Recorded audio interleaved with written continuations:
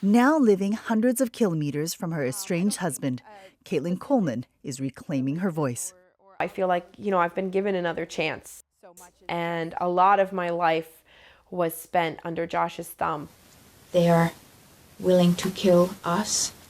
Coleman, who's American, and her Canadian husband Joshua Boyle made international headlines after they were kidnapped by Taliban-linked extremists in Afghanistan.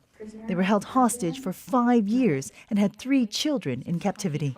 In court, Coleman testified that Boyle controlled what she said after their rescue by Pakistani forces. Josh scripted any interaction I was to have with the media. He also mostly scripted my interactions with his family or with my family, with doctors, with anyone.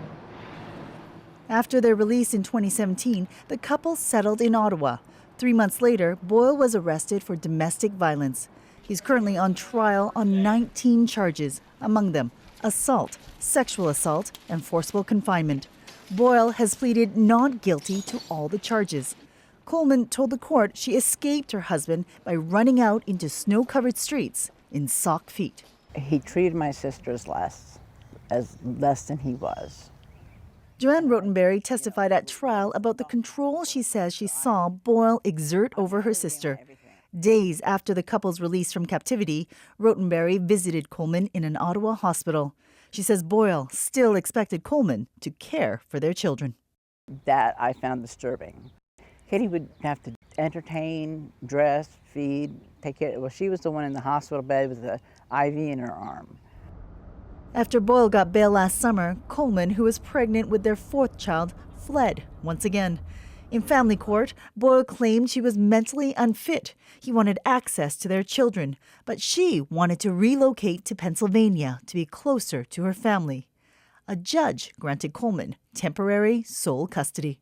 I was literally in the lobby of the ultrasound clinic that I had gone to when my lawyer called me on the phone and said, "We won." She says her lawyer told her she had 4 hours to leave Canada in case Boyle launched an appeal. This photo shows Coleman with her mom, sister, and aunt. With their help, she packed up her life in Canada and sped to the border. They were flagged for extra screening, but Coleman was prepared.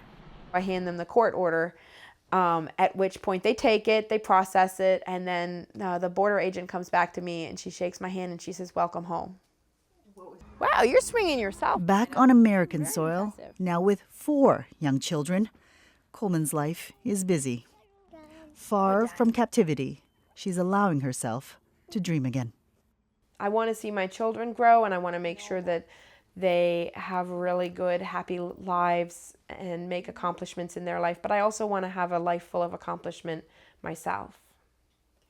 Only a few people know where Coleman lives. There's a restraining order against her husband, and she's filed for divorce. But her legal ordeal is far from over. Her husband's trial has been suspended until a judge decides if the defense can question Coleman on her past sexual history with Joshua Boyle, the man accused of abusing her.